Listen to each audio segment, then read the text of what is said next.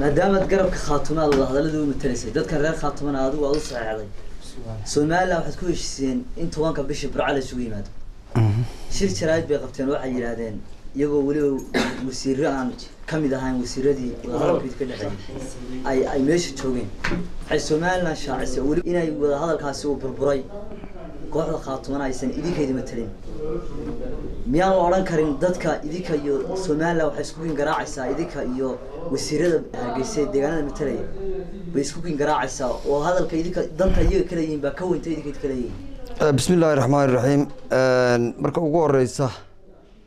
gudoomiye baan ahaa saddexdii jeer heshiisyadu soo baxeen ba saxeexay haddana waxaan diyaar u ahay inaan wixii dambe soo baxa waliba si saxeexo danta ummaddu ay ku jirto waxaan ku heshiinay 10ka bishii aan isugu nimaadna meesha la yiraahdo Burco waa dhab in wasiiro ka tirsanaa dhinaca gobolada Khaatumo ka soo jeeday iyo laba xubnood oo kamid ahaa gudiyadii wada hadallada ay kaga jawaabeen ama kaga hadleen ama warbaahinta ugu soo gudbiyeen hadallo khaldan oo aan meesha ku jirin iyaduna waa jirtaa marka horeysa meesha ku jira masaajid maaha waa golo siyaasadeed weeye waxa laga wada hadlayaana arrin mug yar maaha arrintaas waa madaxweynuhuna uu ka hadlay in aanay ahayn wixii aanu ku wada hadalay labadii garab ee aan wax ku wada saxeexanayna aanu go'aan ka soo baxay ahayn mar haddii aanu go'aan labada dhinac ka soo wada baxay aanu ahayn waxa ka soo baxa uu hadur yahay madaxweynuhu hore buu cadeeyay imikana waan cadeynaya mar haddii labada dhinac go'aan baanu wada leenahay wada tashi baanu leenahay shirar baanu leenahay waxa ansaxa wixii go'aan ee aanu soo wada saaro wixii ka duwan ee ay kaligood soo saaraan waa wax dhaawacaya wada hadallada imikadana waa horena waa looga wada hadlay imikana wada hadalkeedii iyo wadiifadeedii way socotaa laba mid bay noqonaysaa inay cadeeyaan oo ay ka noqdaan arrinkii ay soo jeediyeen iyo in aanu anagu si waadax uga hadalno in shirka wax iska bedelo laakiin rajadayadu way ku fiican tahay maamulka Khaatumo wuxuu diyaar u yahay markasta hawsha inuu daacad ka yahay laakiin waa laga yaabaa ninku wax weyn haduu haysan jiray oo lagala hadlo ama uu arko cid muxuu ahaa wax kala hadaysa inuu wadooyin khalkhaldan isku dayo bal inay u marto iyo in kale laakiin waxa la ma marayso mana mari doonto yaan oran kara rajadooda iyagu lahaayeen mas'uuliyiinta halka ka hadlay baa u rumooday maadaama shirku uu baaqday ma baaqan shirku wuu ka muu baaqan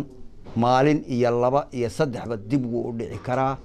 mana dhacayso xilligii ay ballanta iyagu ku qabteen inay ku dhacdo muddada aan ku sheegay ee wada hadalka iyaga hoose socdana go'aan baa soo bixi doona ama xagga iyaga ama xaggooda ay ku burinayeen koodii hore dhaqanka iyo caadadayada iyo markay hore waxaan wada hadalka ku yeelayba wuxuu ahaa in aanu laba maamul nahay goobjoogna wad ka ahayd waadna aragtay warbaahintana wad ka aragtay waxaad ii weydiisay ma garan malaa waxaa kula soo yara hadlay qolyihii ujeedooyinka badnaa garabadoodu waxay sheegayaan inaad tihiin laba dad reer Soomaaliland oo isku mid wada hadlaya maadaama iyagu ay mas'uuliyad hayaan ay marba say doonaan yeelayaan oo mintay doonaan baajinayaan oo oranayaan waqtigan doonaan saaxiibow Soomaaliland cusub baniin isaaqo maamulkeeda hayo laakiin waxaanu nahay goboladii markii hore Soomaaliland la oran jiray ee Ingiriisku gumaysan jiray laakiin waxaan ka yiraahdaa Khaatumo iyo Soomaaliland isaaqa ma hataan anagu doorinay aanu nahay qolan marna la yiraahdo muxuu maamul qolada dhexe gobolada dhexe la yiraahdo habar jecel iyo habar yoonisti ay kamid yihiin manihin maamulka iyagu yaqaan Soomaaliland waxaanu nahay goboladii markii hore uu Ingiriisku wada gumaysan jiray ee la oran jiray British Protectorate British Somaliland war wasiirada ka soo jeeda gobolada Sool iyo Sanaag iyo Cayn ee Somaliland ka tirsani waa staafka iyo shaqaalaha xukuumadda Somaliland ma aha kuwa anaga tala iyo arrin gaar ah oo noo dhaxeeya u jiro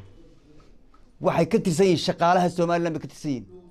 marka wax xiriir aan la yeelan karaa ma jirto maamulkoodii baan wada hadalay heshiis gaadhnay wada hadalkii baana noo socda wax kale oo ay ka yihiin meesha ma jiraan